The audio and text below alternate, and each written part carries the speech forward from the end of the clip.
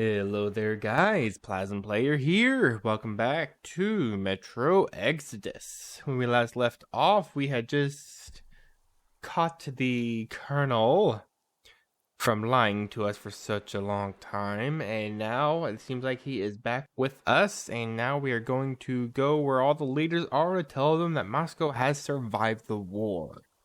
Let's continue on with this episode. Oh, that's some distance. I wonder how long it will take.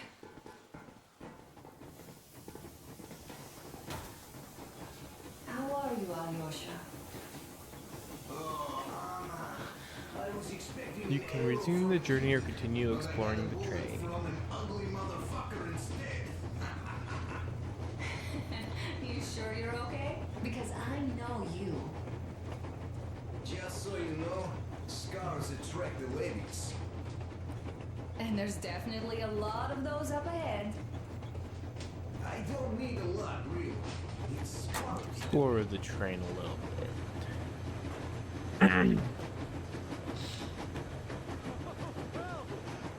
So, dear Moses, can you feel how sweet the air is without a mask? Or not just sweet, so many shades of taste it has. A weird feeling, eh, my friend? Exactly. No irradiated air like in Moscow, which would probably hit with a bomb. When you home those missiles in on the dark ones, was the air bitter then? Who knows though? Had you not launched those missiles, you'd probably never have climbed that building or received that signal. Life is weird, huh? One random event drags another with it, like links in a chain. And you are pulling that chain out of a deep, dark well. The links emerge from the dark water. And what link is in that bucket that's on the end of the chain? That's a mystery. That's what I often think about when facing a choice. You can't drop the chain either. You always have to drink from that bucket. Well, bottoms up, I suppose. So, how does it feel to be the Moses who yanked on this particular chain? Okay. Go and back into here. Andrei Ivanovich, how long have you been working with those jammer people for?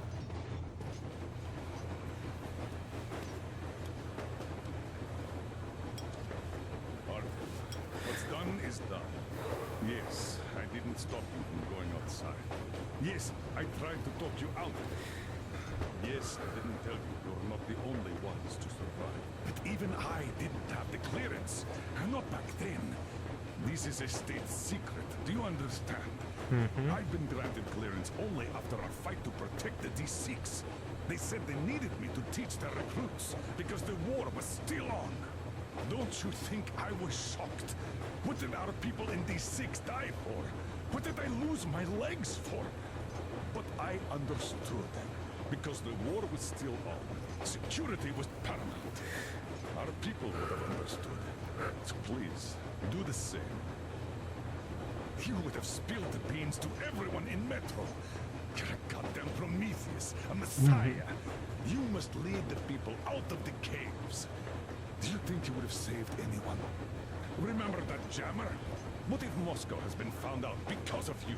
What if there are missiles inbound?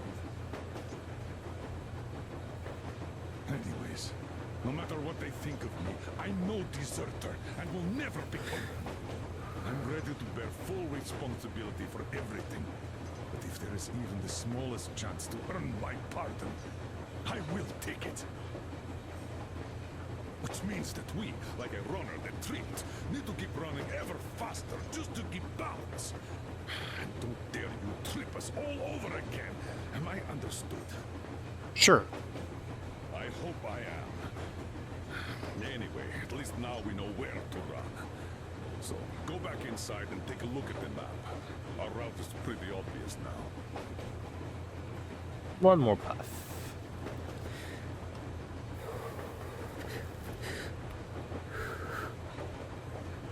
What a waste of a cigarette. About a year, I guess. At first, they got me to sign up by singing of my experience helping people. Told me about right To head of Shield Project Railroad Department.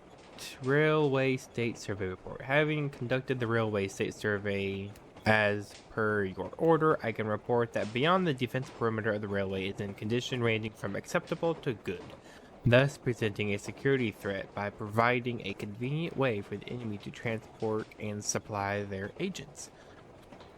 On the other hand, within the defense perimeter, the railway is worn down beyond acceptable state, which could lead us to the complete halt of train movement along the most used lines in the nearest future, putting defensibility of Moscow in grave danger by disrupting our lines of supply and reinforcement transportation.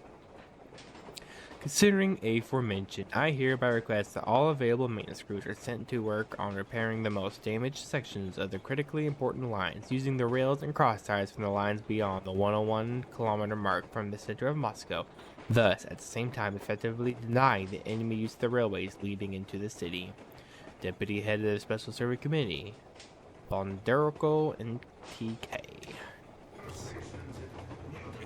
Hello, Sergeant.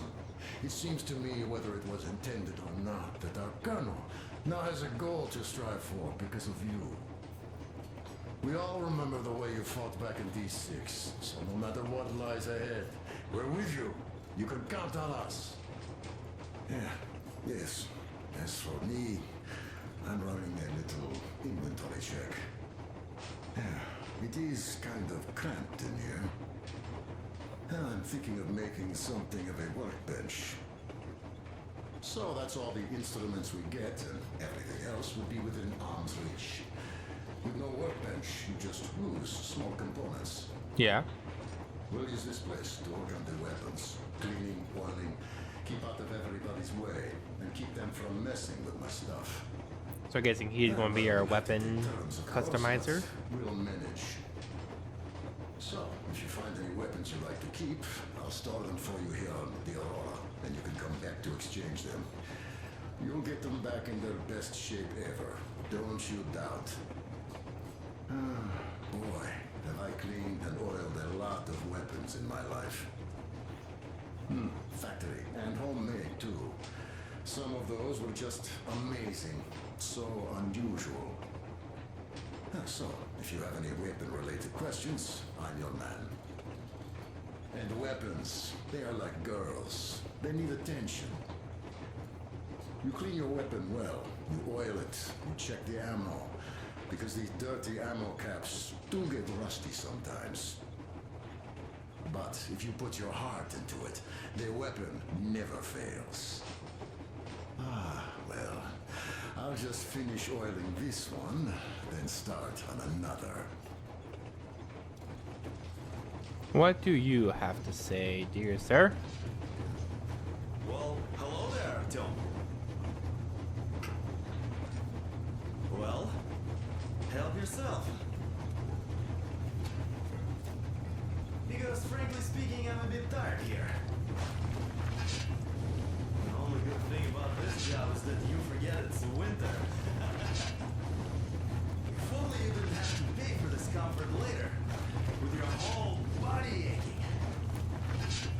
I heard that monotonous labor calms you. Well, it's not a lie. I do feel this calm, see? Idiot says it's dynamic meditation. That philosopher doesn't come here to meditate too often, though.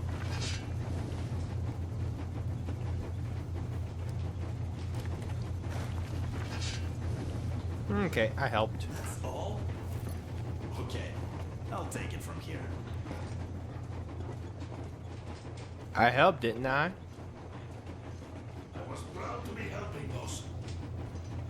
Then, about 2 months ago, they loaded a bunch of people onto my Aurora. The guards took them outside and came back alone. Told me they took the people to a nearby station, but I knew it had caved in years ago. A few days later, I was coming back from a run, stopped the train, went and found those people. Soon they understood I saw that ravine. Fed me the usual lies about the spies and whatnot. Did you believe them? Well, it sure seems safer to believe. But then, I just couldn't keep the charade up. Then the security officer told me straight. Whoever you speak to dies. The whole station dies with him if need be. So, that's how it went. But when I saw you, and then Artyom, I knew I wasn't alone anymore. You can't just keep these things in. Mm-hmm. Now I understand why you helped us back then. Thank you. Don't mention it. God willing, it won't end up being done in vain. Yes. Have you ever taken a train beyond city borders? No, didn't get a chance to go. I used to be a metro train engineer. I worked on the ring line. Ha! What a bore that was. Going round and round all day, round and round. And no real distance either. It used to take less than 30 minutes to make the lap. So I kept dreaming about how good it would be to just leave the metro and work on a real railroad. And travel around Russia. Not to run in circles like a rat in a maze. My wife wouldn't let me. We had kids, too. When I'd start going on about the railroad, about my dream, she'd stop sleeping with me for months in protest. Yes. But when Moscow got hit, my Tatiana and little Sashenka were at home. I was working that day. Irishka was waiting for me in the metro, returning from cram school. So we survived together that day. But in the end, I lost her too. TB. You know how it goes. So I'm driving here and talking to Tatiana in my head. See, I say, you couldn't stop me for good after all. Here I am, on a real railroad. A real engineer. Tanyusha. I'm sorry I got so emotional there. Oh, it's my fault. I'm really sorry. And thank you for telling me. Hey, Artyom. Is there any music on the air?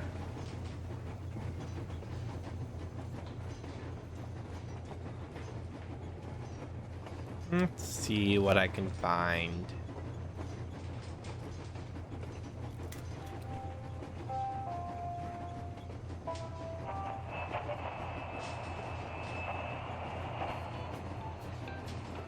Yeah, you found it.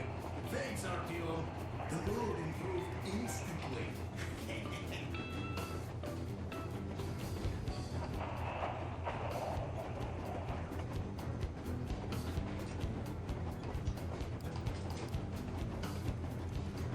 There we go.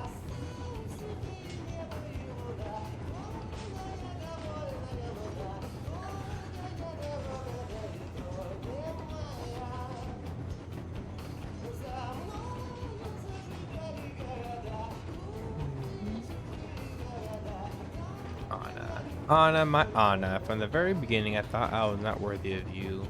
What was I? A nerdy guy from a backward station? A dreamer hearing voices in his head, an adventurous seeker, and you, the most beautiful girl in the metro, the only daughter of the legendary Colonel Miller, the best sniper of the Spartan Order.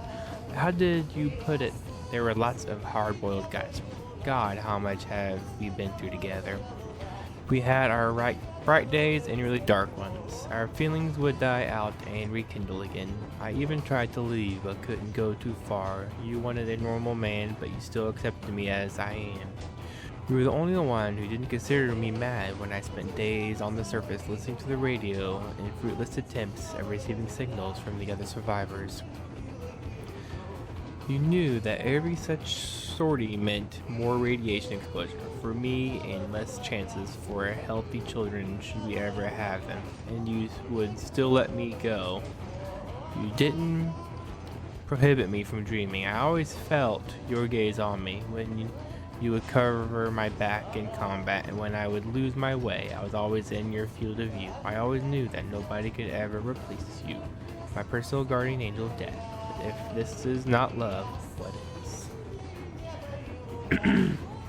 Miller, Colonel, the founder and the permanent commander of the Order of Sparta. Miller picked and trained each Spartan individually. He was only one to come to the rescue of my home station when we were under attack by the Dark Ones. He was the only one to stand between the communists and the Nazis and prevent the conflict which could well spell the ultimate end of our civilization. It was Miller who accepted me into the Order and blessed our union with Anna, his only daughter. I became his son-in-law but can never amass the courage to call him dad. Nothing but Colonel, with a sir, of course. In the D6 defense, the Colonel lost his best fighters and his old self. Something is forever broken in him. He became cold, completely intolerant of any dissent. Sometimes I feel he's sorry he didn't object his daughter's marrying me. He would have probably preferred Hunter as his in-law, but Hunter is missing, and I dragged his daughter into a maelstrom none of us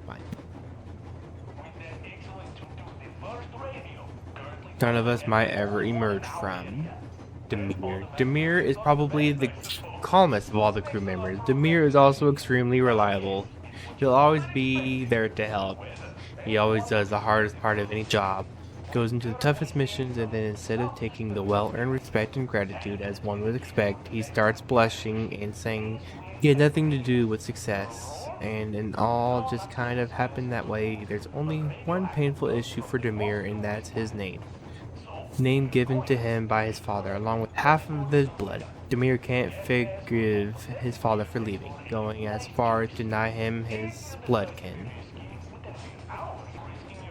Duke. The Duke of Darkness. Igor Dukov, the youngest, bravest, and the craziest of us. Some join the Order out of desperation, others to protect the people from dangers, but Duke is just desperately in love with adventure. Whenever the Colonel asks for volunteers, Duke is always first to shout, "Me," no matter how hard and dangerous the mission ahead may be. A shame we don't have any medals in the Order, otherwise Duke would be plastered with them. He keeps looking up to the more experienced fighters, competing with them for the most kills, missions, and wounds. For some reason, he pays particular attention to comparing his achievements with mine. Perhaps it's because I'm closest to his age. Anna once said about him, "Quit your whining, RTM. There are people here who dream of becoming like you." About Duke. Was she right? Ermak, the Aurora's permanent helmsman. Ermak knows her every detail down to the smallest bolt, and every change in the work of any of her numerous and, truth to be told, quite worn out mechanisms. With his heart, Ermak fit into our group so easily and naturally. It seems he was with us since forever, and yet Anna and I met him on a Handseek base where Yermak first helped me find my wife, and then led us to the hijacking of our beloved cruiser. Still, with Yermak's background, it's small wonder he decided to leave Moscow with us. At the time of our meeting, he had only just learned of Hansa executing everyone trying to enter or leave Moscow. But Ermak had been living with his terrible knowledge for months, first out of fear for his daughter's life, and after she succumbed to her illness out of sheer hopelessness. But now he is free, just like the rest of us, and if we ever come back to Moscow, we'll settle our scores with Hansek leadership together. Ermak says that every man has a destination in life, a place where the fate leads him to, and whenever life becomes hard, sometimes unbearably so, I always recall his words. This might be the end of the line, but it's still not your destination. Get up, walk on. Thank you, Ermak. Idiot. Idiot chose his nickname out of natural humility, or perhaps simply in honor of one of the Dostoevsky's characters. In fact, he's anything but being the most educated and well-read soldier in the Order. landing the position of Miller's right-hand man back in the Metro. The question is, what does he really know about the reasons for people being held in the tunnels, the war that could still be going on, as well as who is really in control of the Metro? Idiot likes talking a lot, but he never actually says much even if you push him, save for his usual, on one hand, this could be true, while on the other hand, if you feel like the truth is closely enough to talk to idiot. He'll confuse you completely in no time. One thing about him that I don't understand at all is what could he even be looking for fighting in the Order's ranks? Aloysia. Aloysia, the life of every party and avid lady killer. Favorite customer of the seediest joints of the boulevard. And our survival on the surface instructor. After only a cursory glance, he could correctly tell if an abandoned building can last for years or is ready to collapse into your head at the slightest touch, which ability saved him back in Moscow more than once. Aloysia is the only member of our crew seemingly taking our journey for an exciting adventure, probably in anticipation of new meetings. The representation of the fair sex, of course. Sam. Sam is one of the Order's best. He might not be the strongest, fastest, or the best marksman we have, but he can constantly hold his own in a match with Spartan champions in each of these areas, and he definitely is the most useful of us. Sam is an American, a Marine from the U.S. Embassy guard detail who just happened to be in the Metro when the Judgment Day came, eventually ending up as a Colonel Miller's personal bodyguard. Sam had to sit the battle for D6 out on the account of staying in a hospital with a serious wound. It was really hard on himself for not being there to protect the Colonel when he was needed the most. As soon as he was back on his feet, still all bandaged, Sam would refuse to leave the Colonel's side no matter what. He wouldn't even let anybody else push Miller's wheelchair.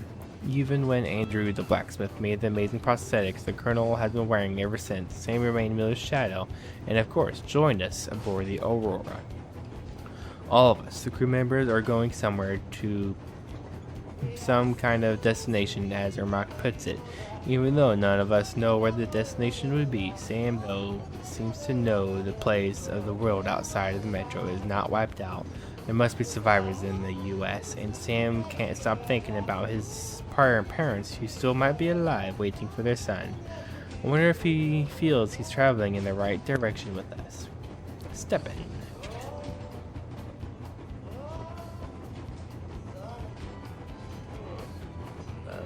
A day-to-day life, Stepan is so calm and nice, it's hard to believe he's a member of the Order. We are a military organization after all. Once you see this giant in battle, though, you immediately see their reasons for him being here. Stepan is completely fearless and amazingly strong. He handles a heavy machine gun as if it were a regular assault rifle. We're lucky to be on Stepan's side. Having him as an enemy would be a disaster. Tokarov, partial to the creation of the famous gun designer. He shares a family name with a man in love with his craft. He is constantly busy with the crew's weapons, repairing, maintaining them, and making improvements. Tokarev knows everything there is to know about weapons, and even more, can talk about them for hours, but is not really interested in much else. Still, he doesn't just care for our firepower, but also works on our gear, constantly adjusting and inventing new things, laboring day and night to make sure we all perform to the best of our ability without being hindered by inferior equipment. What would we do without him? On a side note, he seems to be quietly and hopelessly unrequitedly in love with my Anna. He's always worried about her, thinking of her, talking about her. I can't even bring myself to feel jealous. Alright guys, next time we'll finish up this diary and continue the game. If you like this episode, give this video a thumbs up. If not, give it a thumbs down. Comment what you think and subscribe for future videos. This has been PlasmPlayer signing off. I'll see you guys next time.